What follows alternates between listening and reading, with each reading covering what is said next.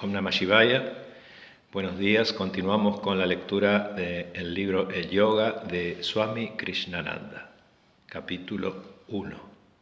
Purusha y Prakriti. La naturaleza de la división original en Brahman. Es cierto que la gran estructura del universo es tan inmensa que se extiende por detrás de nosotros en los niveles más bajos y por delante de nosotros hacia las cimas más elevadas de la evolución.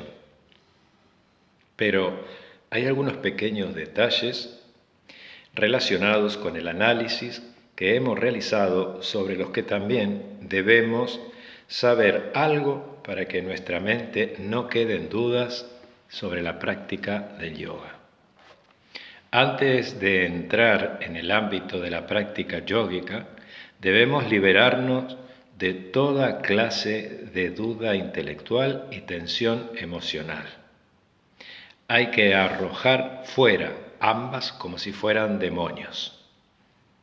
Las dudas intelectuales y las tensiones emocionales son nuestros mayores enemigos en la búsqueda espiritual. Hay que aclarar todas las dudas mediante el estudio o recurriendo al consejo del maestro o ambas cosas. Todas las religiones dicen que este inmenso universo fue una vez una gran masa de naturaleza indivisible e indiferenciada. La Biblia, los Upanishads, incluso la ciencia moderna, todas dicen prácticamente lo mismo, que el universo era una masa de materia indistinguible e indivisible. La ciencia nos dice que era un átomo. En su origen, el universo era un átomo y se dividió en dos y se volvió 4. Se convirtió en 8, en 16, en 32 y 64. Infinitos millones. Se volvió inconcebiblemente variado y multitudinario como lo es ahora. Esto es lo que nos dice la física moderna. En el comienzo fue el Verbo, dice la Biblia. Y lo mismo proclaman los Upanishads y los Vedas, y prácticamente todas las escrituras. La biología nos dice que originariamente solo había una célula. En origen éramos una única célula, una molécula o unicélula.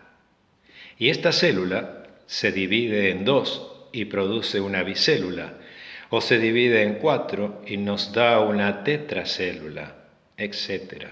En Bombay conocí a un médico, un gran especialista. Me dijo: Swamiji, actualmente la ciencia médica está llegando a las mismas conclusiones que los Upanishads proclamaron hace miles de años.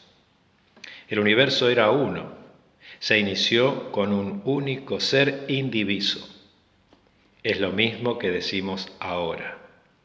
Una sola unidad individual, una gotita, o quizás algo más pequeño que una gota, algo más diminuto que lo que podemos llamar una célula. Este es el origen del gran cuerpo del ser humano. Y el médico me dijo que si se analizaba minuciosamente de manera científica esa celulita, nos diría cuánto viviría el cuerpo que evolucionaría a partir de ella. Las experiencias por las que pasaría y todos los demás detalles hasta la muerte del individuo. Todo está decidido en esa pequeña célula. ¿Y no es esto lo mismo que dicen los Upanishads? La gran voluntad del Ser Supremo es el determinante original de todos los individuos del universo. Ni un gorrión puede caer sin que Dios lo quiera. Una hoja no puede moverse sin que lo quiera el Supremo. No podemos comer nada si la ley del cosmos no lo permite. Este, pues, parece ser el origen de las cosas. Una única unidad indivisa que, como dicen nuestros maestros y proclaman las Escrituras, de algún modo pareció dividirse en dos. En realidad, no se ha dividido en dos, porque si realmente se hubiera convertido en 2, en 100, etc., no podría volver a ser uno y no tendríamos ninguna posibilidad de llegar a Dios. Pero el hecho de que sea posible lograr la liberación y llegar a Dios justo en este instante debe constituir prueba suficiente de que no se ha producido una verdadera división. Y la filosofía Vedanta llega a decir que la naturaleza de la división es como la división que se produce en el sueño. En el mundo del sueño hay una bifurcación, una modificación, una multiplicación e individualidades y particularidades, pero en realidad no se produce.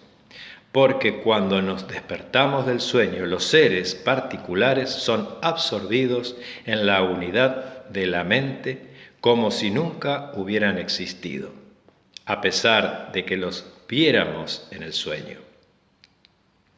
De modo que este es un rasgo distintivo de la filosofía Vedanta, que se aparta de las otras filosofías al insistir en que si se hubiera producido una bifurcación o división real de la unidad original, la liberación de los individuos no sería posible. En ese caso permaneceríamos para siempre separados de Dios. Ni siquiera podríamos pensar sobre la unidad si la idea de unidad no hubiera sido implantada en nuestra mente. Un ser finito que realmente sea finito no puede pensar en lo infinito. La idea de lo infinito no puede surgir en el cerebro finito, pues ambos son contradictorios. Pero el caso es que la idea de lo infinito surge de hecho en nuestra mente, y lloramos por romper los límites de la finitud y alcanzar una infinitud de ser tanto horizontalmente como cualitativamente. Así que quizás sea cierto que Dios no dejó de ser Dios cuando creó el mundo. Él sigue siendo el mismo Dios que era y también será el mismo Dios en el futuro. Dios es eterno. No es una sustancia cambiante ni un objeto que deje de ser Él mismo al convertirse en un efecto. Es una cuestión filosófica muy compleja e interesante. Este universo, que era uno y que es uno, aparece como múltiple, pero no repentinamente. Al principio se convierte en dos. Esta conversión de lo uno en dos es lo que el Samkhya llama Purusha y Prakriti, la conciencia y su objeto, el espíritu interior y el mundo exterior. La separación o división original es la de lo uno convirtiéndose en el vidente y lo visto, el sujeto y el objeto.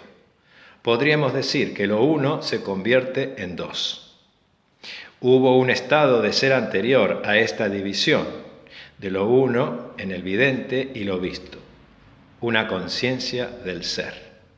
Tenemos que tensar la imaginación para sentir cómo podría ser este estado, porque hasta la conciencia que somos es una clase de limitación de la absolutez. El estado de absolutez no es siquiera la autoconciencia, la conciencia del ser propio, la sensación de yo soy, sino algo trascendente a ella, algo que está mucho más allá. Después se produce el estado del yo soy, aham asmi, como dice la Upanishad. Tras esta autoconciencia universal, nace la división de lo uno en las dos aparentes realidades de la conciencia y su objeto, Purusha y Prakriti.